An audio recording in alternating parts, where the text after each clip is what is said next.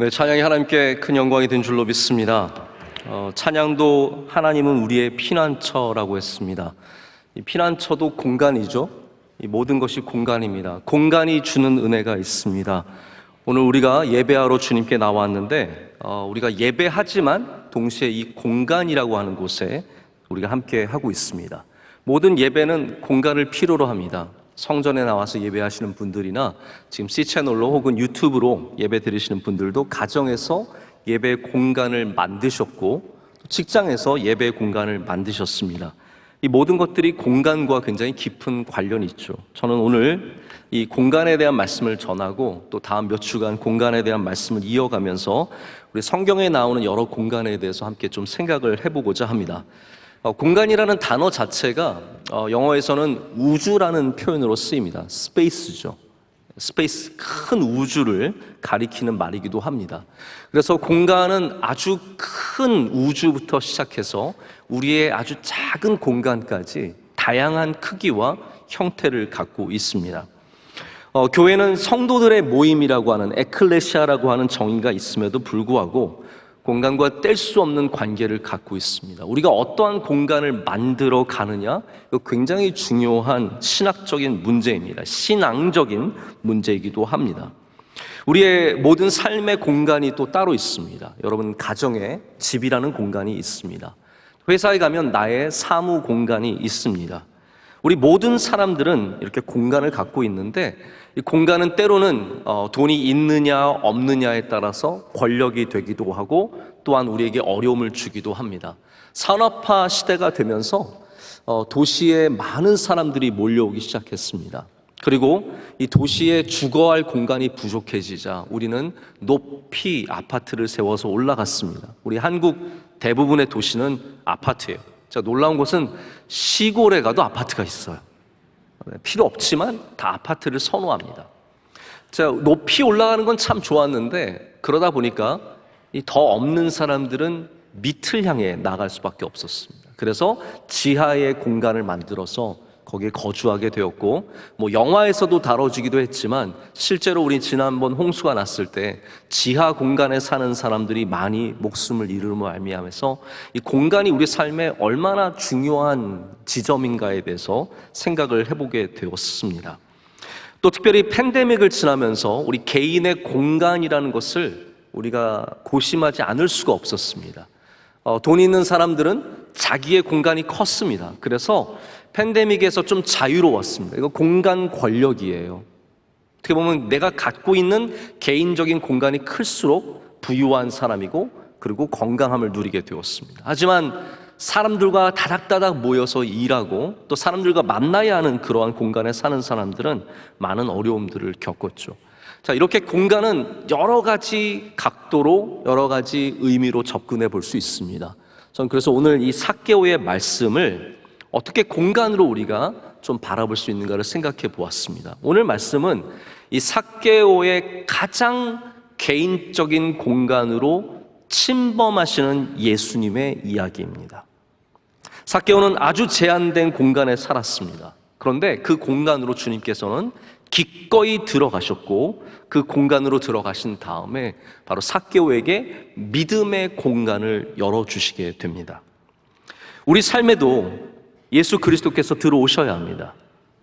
우리가 교회에 나오는 것만큼 예수님께서 우리의 삶 안으로 침투해 오셔야 한다는 것이죠. 그것이 바로 예수님께서 우리에게 원하시는 삶의 모습이기 때문입니다. 자, 그래서 오늘 저는 이 본문을 통해서 여러분과 함께 공간의 은혜를 누리고자 합니다. 먼저 우리 본문에 대한 다시 한번 좀 말씀을 드릴게요. 워낙 여러분께서 삭개오의 말씀은 잘 아실 텐데요. 우리 어렸을 때도 당연히 삭개오의 이야기가 가장 재미있는 말씀 중에 하나고 또 들어도 질리지 않는 참 즐겁고 기쁜 그런 말씀인 것 같습니다. 근데 좀 한번 새로운 시각으로 보기를 원합니다. 먼저 예수님께서 예루살렘으로 가시는 길에 이 광야에서 예루살렘 동편에 있는 이 여리고성을 들리시게 됩니다. 그것이 바로 누가복음 18장과 19장의 내용입니다. 두 장에 걸쳐서 예수님께서 여리고에 들리시는 이야기가 나옵니다. 근데 그 가운데 여리고에 들어가셨을 때 예수님을 맞는 수많은 무리 가운데 여기 독특한 한 명이 있었습니다. 이 사람은 굉장히 부유한 사람이었는데 부유함의 문제가 아니라 그 부유함을 어떻게 이루었느냐에 대한 문제를 갖고 있는 사람이었습니다. 아주 동포들의 피를 빨아먹는 로마인의 대신해서 동포들의 수많은 재산들을 빼앗아가는 세리장이었죠. 근데 예수님께서 이 세리장이 나무에 숨어서 예수님을 보고 있을 때 그를 불러내셨고 내려오라라고 하셨고, 그리고 그의 집에 거하기를 원하셔서 그의 집으로 들어가십니다. 그때 이 삭개오는 예수님의 부르심에 큰 감동을 받아서 그의 삶의 변화를 갖기로 작정합니다. 이건 믿음이죠. 믿음을 갖기로 작정하고 그는 지금껏 살아왔던 삶의 공간이 아니라 이제는 예수님의 믿음에 열어주시는 그 넓은 공간으로 들어가게 됩니다. 그것이 바로 구원의 선포로 이어지게 되죠. 자, 여기까지가 우리가 알고 있는 삭개오의 간략한 이야기입니다. 근데 제가 아까도 18장과 19장의 이야기가 쭉 있다고 말씀을 드렸죠. 성경은 어떻게 보면 너무 장으로 나누어서 보면 이렇게 맥락을 잃어버리기가 쉬운 것 같습니다. 이 삭개오의 이야기는 여리고 전체의 이야기로 읽으실 때 훨씬 더 다가오는 점이 많습니다. 그래서 18장과 19장을 제가 좀 맥락을 설명드릴게요. 자, 예수님께서 이 땅에 오셔서 가장 마음이 쓰이신 곳은 당연히 어려운 사람들입니다. 외로운 사람들, 소외된 사람들, 가난한 사람들, 사람들에게 버림받는 사람들에 대해서 예수님은 늘 관심을 가지셨고 그들을 구원하기를 원하셨습니다. 그래서 18장의 마지막 부분에는 한 거린이 맹인인데 예수님께 나와서 고침을 받는 장면이 나와요. 그때 예수님께서 이 맹인을 고쳐주시면서 무슨 말씀을 하시냐 하면 42절에 보라, 내 믿음이 너를 구원하였느니라 라고 말씀하십니다. 너 뭐 하기를 원하니? 했을 때 예수님, 저는 보기를 원합니다. 그래? 내 믿음이 너를 구원하였느니라, 이렇게 선포를 하십니다. 이 부분은 우리가 굉장히 쉽게 받아들일 수 있어요. 왜냐하면 예수님은 연약한 자를 사랑하시기 때문입니다. 근데 문제는 뭐냐 하면 18장 초반에 예수님과 제자들 사이에서 이런 대화가 오갑니다. 예수님, 부자가 천국에 들어갈 수 있습니까? 당연히 부자는 들어가겠죠. 왜냐하면 여러분, 유대인들은 갖고 있는 재산이 하나님이 주신 복이라고 생각했어요. 그러니까 저 사람은 복받은 사람이니까 당연히 들어가겠지. 근데 예수님께서 의외의 말씀을 하십니다. 부자가 천국에 들어가는 것은 낙타가 바늘귀로 들어가는 것만큼 어렵다는 거죠. 안 된다는 거예요.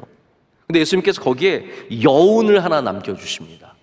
사람은 할 수 없지만 27절에 말씀하시거든요. 무릇 사람이 할 수 없는 것을 누구는 하실 수 있으시다고요? 하나님은 하실 수 있다라고 말씀하십니다. 다시 말씀드리자면 우리는 예수님이 가난한 자, 소외된 자, 연약한 자를 구원하시는 분이신데 예수님은 누구도 구원하기를 원하셨냐면 부자들도 구원하기를 원하셨다라는 거예요. 근데 어렵잖아요. 어렵다고요. 낙타가 바늘귀를 들어가는 것만큼 어렵다는 거예요. 그러나 그것이 불가능하다는 말은 아니에요. 제가 요즘에 그 단어를 곱씹어보고 있는데 impossible possibility라는 말이 있습니다. 불가능한 가능성. 이게 불가능한 가능성이죠. 정말 불가능해 보이지만 하나님은 하실 수 있는 거예요. 여러분, 모든 것이 그렇습니다. 우리가 보기에 이 병은 낫기가 불가능해 보이지만 하나님은 하실 수 있으신 거라는 거죠. 이 실패에서 일어나는 것이 불가능해 보이지만 impossible possibility지만 하나님은 그 안에서 하실 수 있으신 거죠. 자, 그래서 부자가 구원받는 이야기가 무엇이냐? 바로 삭개오의 이야기라는 거예요. 이 거린을 구원해 주신 주님께서 바로 부자, 누가 남들이 보기엔 사람들 수군거리잖아요. 야, 어떻게 예수님 저런 나쁜 사람한테 가서 잘 수 있느냐? 근데 여러분, 예수님은 절대로 진영 논리로 접근하지 않으십니다.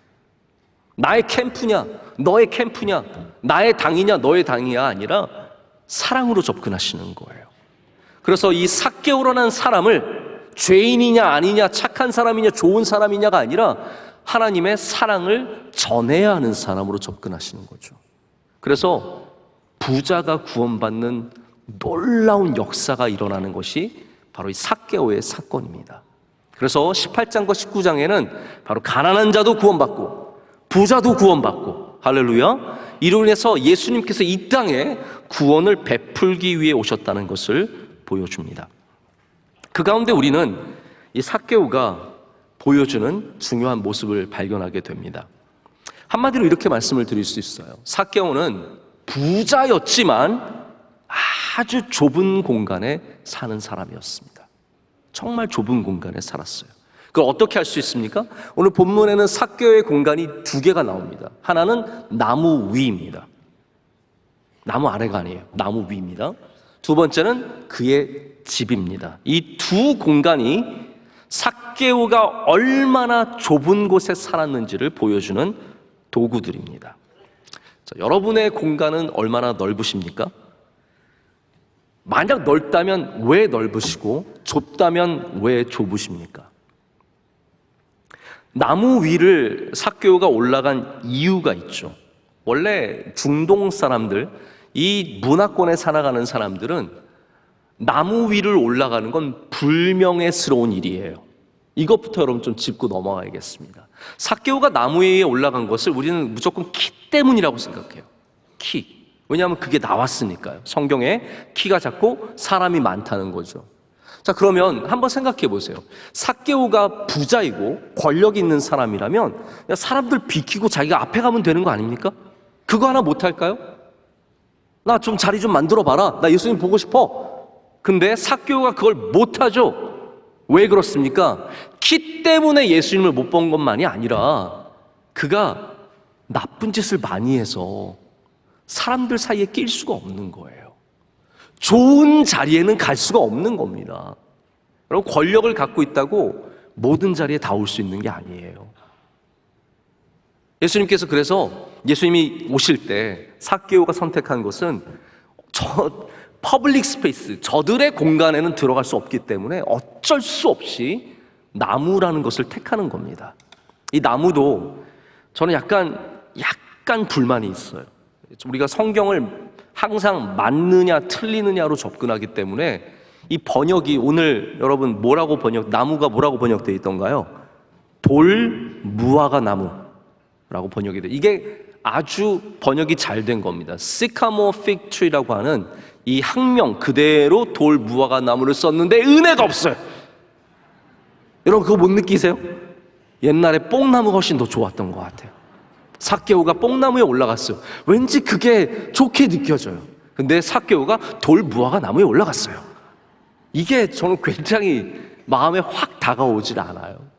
근데 여러분, 돌 무화과 나무는 사람이 올라갈 수 있는 이스라엘에서 몇 개 안 되는 나무 중에 하나입니다.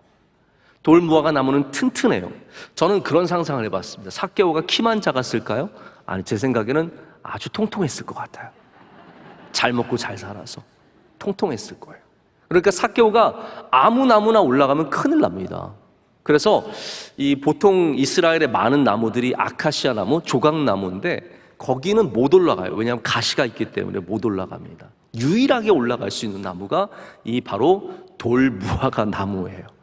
튼튼한 나무입니다. 저도 여리고에 가서 이 나무를 본 적이 있는데 의외로 잎이 무성해요. 아주 잎이 많습니다. 그래서 숨기에 딱 좋은 나무예요. 자, 보십시오. 삭개오가 단순히 키가 작아서가 아니라 갈 데가 없는 사람입니다. 돈은 많지만 어울릴 데가 없는 사람입니다. 외로운 사람이에요. 그런 가장 좁아진 그러한 공간을 갖고 살아가는 사람이었습니다. 게다가 중동에서는 이 권위 있는 사람이 나무에 올라가는 것은 상상도 못하는 일이래요. 중동의 문화에 대해서 많은 책을 쓰신 케네트 베일리라고 하는 박사님이 계시는데 그 베일리 박사님의 이야기에 따르면 이런 이야기를 전해주세요. 케네디 대통령이 미국 대통령이었을 때 한 대사가 이집트에 왔는데 이분이 가든 파티를 열게 되었대요. 보통 미국 대사관이 담이 높아서 밖에서 안을 절대로 볼 수 없거든요. 그러니까 굉장히 프라이빗한 공간이죠. 그런데 그런 공간에서 이분이 조명을 설치하기 위해서 나무를 올라갔대요. 근데 그게 대통령실에 바로 보고가 된 거예요. 미국 대사가 나무에 올라갔습니다. 그래서 이 나세르라고 하는 이집트 대통령이 당장 미국 대사한테 전화를 걸어서 정말로 당신 나무 위에 올라갔냐고 물어봤다는 일화가 있다는 것을 제가 듣게 되었습니다. 그렇죠. 여기 중동의 문화는 나무에 올라갈 수 없는 문화입니다. 그런데 삭개오는 그 부끄러움을 무릅쓰고 자기가 누릴 수 있는 유일한 공간, 바로 거기에 올라갑니다. 근데 여기서 예수님께서 그를 만나시죠. 그리고 그를 불러내십니다. 삭개오야, 내려와라 라고 말씀하십니다. 내려오라, 내려오라.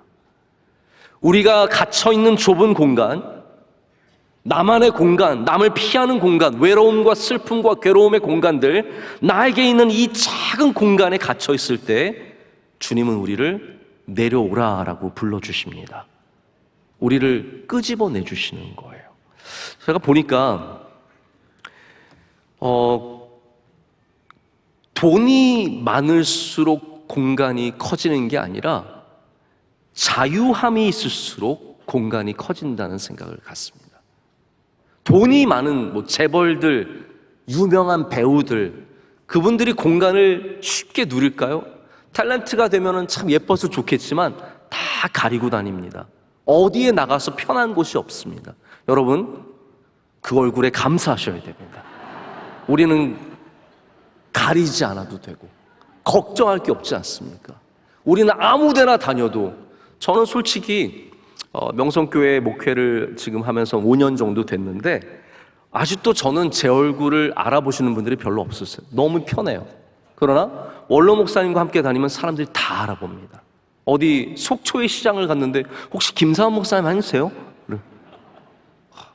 저는 어디를 다녀도 단 한 번도 김하나 목사님이세요? 들어본 적이 없습니다. 저는 편해요. 어딜 가도 지 맘대로 하고 살고 다니고 있는. 여러분, 알려질수록 우리의 공간은 줄어들고 권력과 힘과 능력이 생길수록 우리의 공간은 줄어듭니다. 그런데 중요한 것은 우리 좁아진 공간 속에서 예수님을 만나면 다시 넓어지는 공간을 경험하게 됩니다. 믿음의 공간이죠. 주님은 우리를 불러주십니다. 우리를 그 공간에서 끄집어내 주십니다. 여리고는 그런 상징이에요. 여러분, 가나안 땅에 이스라엘이 처음 들어와서 첫 번째 했던 전투가 여리고 전투입니다. 여리고성을 하루에 한 바퀴씩 돌다가 마지막 7째 날에는 7바퀴를 돌고 소리를 질렀을 때 여리고성이 무너졌어요. 근데 거기서 살아난 집안이 있습니다. 누구의 집안입니까? 라합의 집안입니다. 오직 라합만이 살아남았습니다. 왜 그렇습니까? 이 좁은 여리고라고 하는 성에 살았지만 하나님을 믿었기 때문에 주님께서 거기서 끄집어내 주시는 거예요. 여러분, 이게 은혜 아닙니까? 우리의 갇힌 공간들, 우리의 삶의 이 좁은 공간 속에서 주님은 우리를 불러내 주시는 것이고, 여리고가 바로 그 중요한 장소가 되는 겁니다. 구원은 우리 공간의 변화입니다. 나의 좁은 공간에서 하나님의 나라로 나아가게 되는 것, 그 은혜를 오늘도 누리시기를 축복합니다.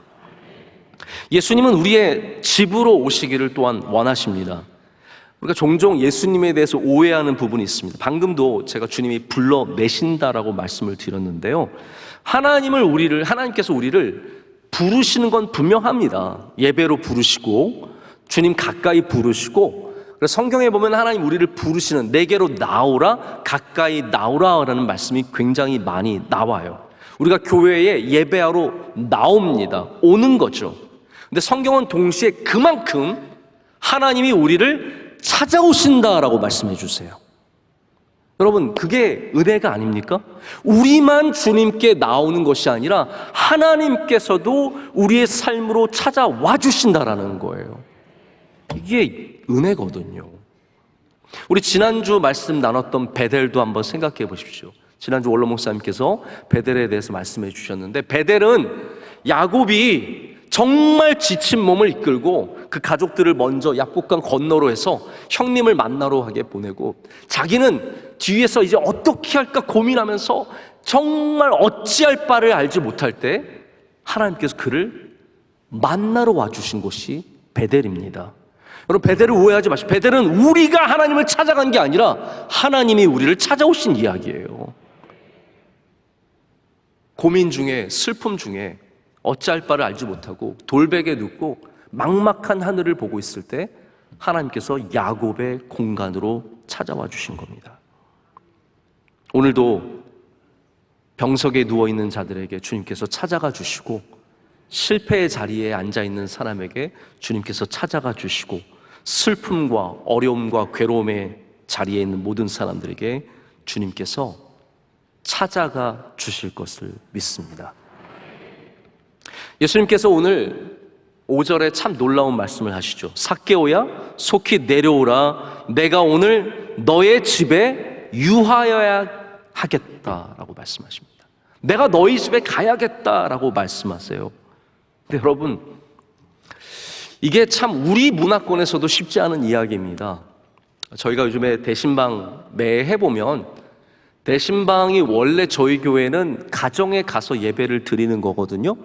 그래서 성도의 가정에 방문해서 거기서 목사님과 신방대원들 함께 예배 드리고 나오는 건데, 요즘에 집문을 안 열어주시는 분들이 많으세요.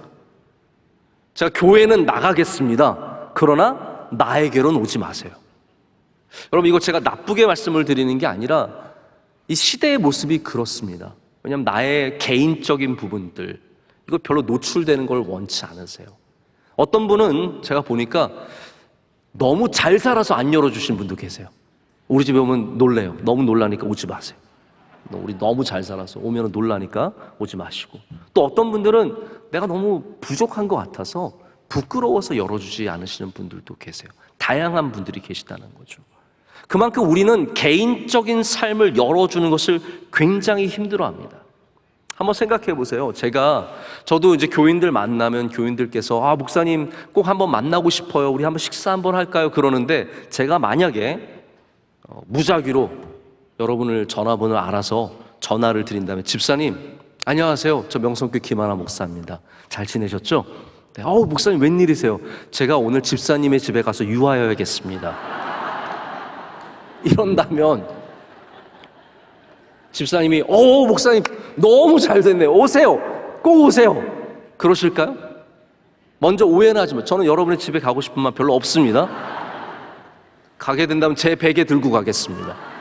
그런데 누가 아무리 반갑다고 해서 자기의 집으로 오라고 쉽게 할 수 있겠습니까? 근데 삭개오에게 예수님께서 오늘 내가 너의 집에 가야겠다라고 말씀하세요. 놀라운 것은 삭개오가 그 집을 주님께 열어드립니다. 이게 은혜입니다. 나의 집을, 나의 가장 프라이빗한, 나의 가장 친밀한, 나의 가장 안 보이는 모든 것들을 주님께 열어드리는 것. 다시 말씀드리지만 우리가 주님께 나오는 건 잘해요. 오늘도 주님께 나오셨어요. 그러나 정작 나의 가장 친밀한 공간까지도 주님께 열어드리는 것은 여전히 거리껴 한다라는 것이죠. 근데 여러분, 이 말이 참 놀라운 것은 다시 중동 문화권에 대해서 말씀을 드리자면, 중동 문화권에서는 초청은 많이 합니다. 굉장히 쉽게 초청을 합니다. 저도 예전에 한 25년 전에 터키를 가니까 길에 걸어가는데 자기 가게로 들어오라고, 자기 집으로 가자 그러는 사람들이 너무 많아요. 혹시 뭐 장기 밀매당하는 거 아닌가? 막 그런 걱정이 드는데, 이분들은 그게 문화예요. 자기 집으로 초청해요. 그런데 없는 문화는 뭐냐 하면, 내가 당신 집에 가겠습니다라는 것은 절대로 안 되는 거래요.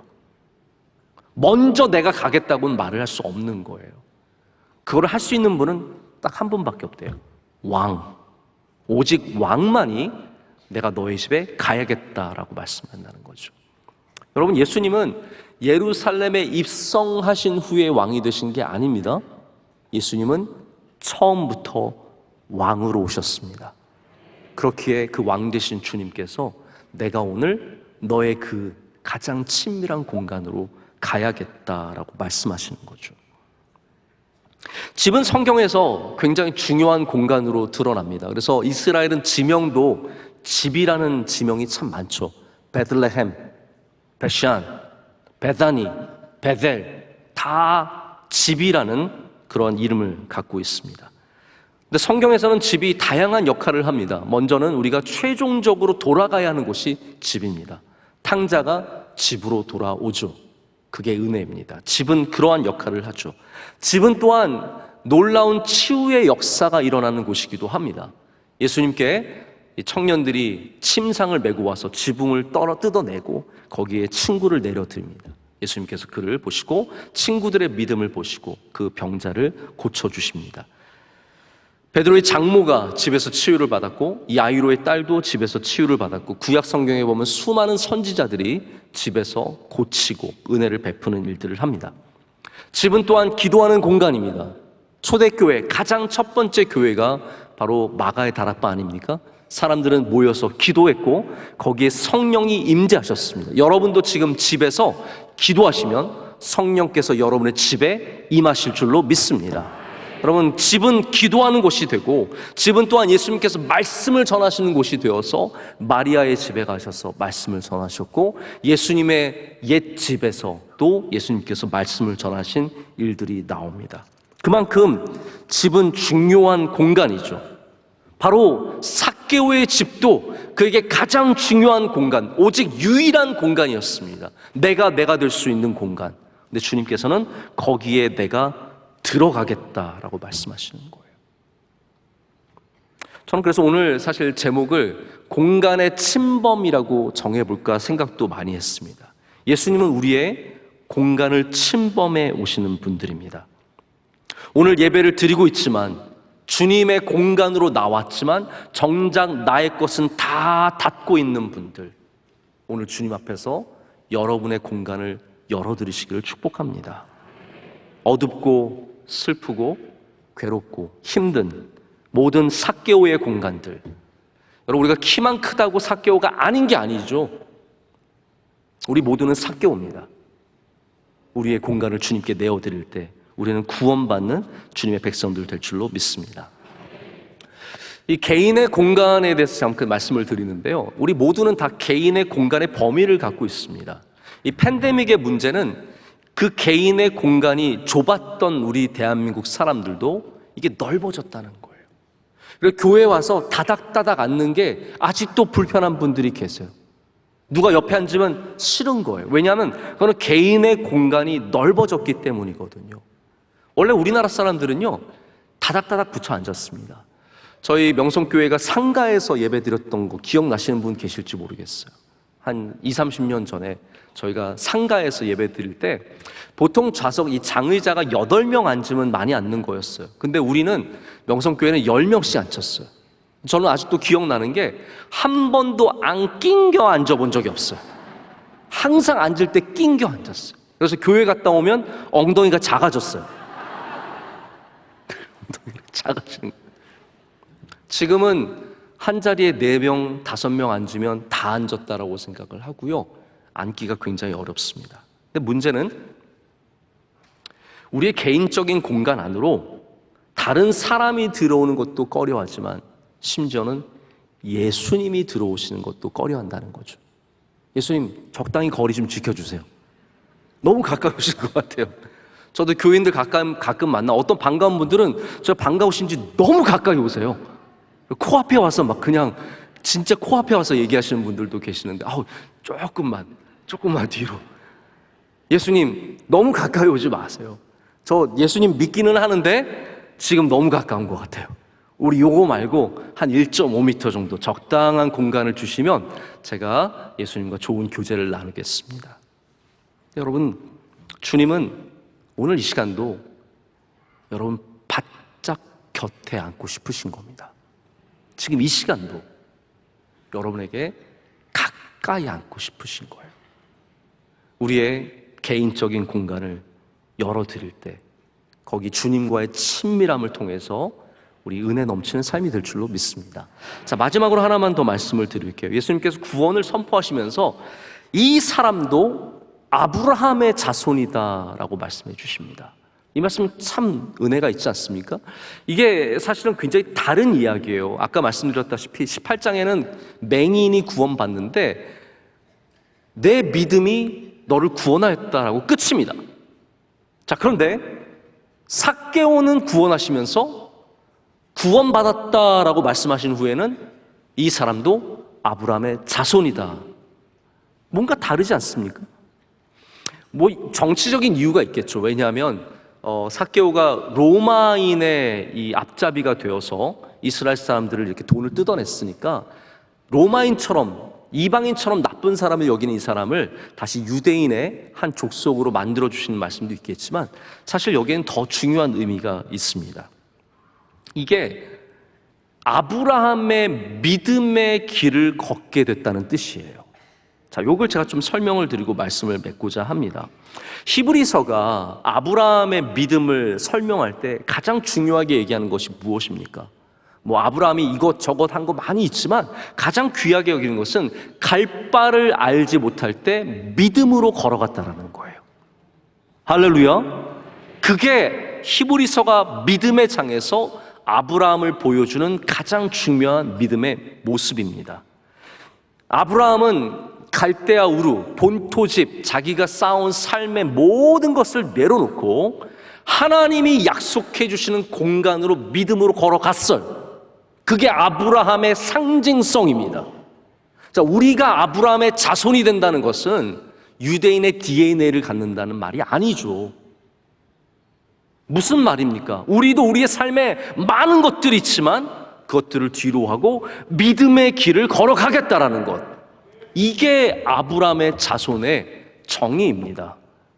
삭개오는 예수님을 만난 다음에 자기가 나쁜 것 한 거 있으면 4배까지 갚겠노라고 선포를 합니다. 쌓아놓은 수많은 재산과 그의 능력들을 뒤로 하고 이제는 예수님 믿는 길을 걸어갈게요. 이게 아브라함의 자손의 모습이라는 겁니다. 라합이 여리고가 있었지만 믿음을 가짐으로 말미암아 이스라엘 백성이 된 것처럼 삭개오가 재산이 많았지만 주님을 만났기 때문에 이제 믿음의 길을 걸어가는 것처럼 우리는 우리의 좁은 공간들을 깨고 나와서 넓은 주님의 뜰로 나아가야 할 줄로 믿습니다. 이것이 우리가 이제 걸어가야 할 길이라는 거죠. 그럼 우리의 공간은 좁지만 주님의 나라는 넓습니다. 믿음의 공간은 넓습니다. 우리가 살아왔던 바등바등한 그러한 좁은 공간이 아니라 예수님의 세계는 넓고 아름답습니다. 그래서 예수님은 수많은 사람들 마지막에 포도원에 문 닫을 때도 사람들 불러서 일시키고, 왜냐하면 넓으니까요. 예수님의 잔치는 모두가 올 수 있는 잔치가 아닙니까? 그렇기 때문에 오늘 우리도 이 삭개오처럼 아브라함의 자손이 되기를 원합니다.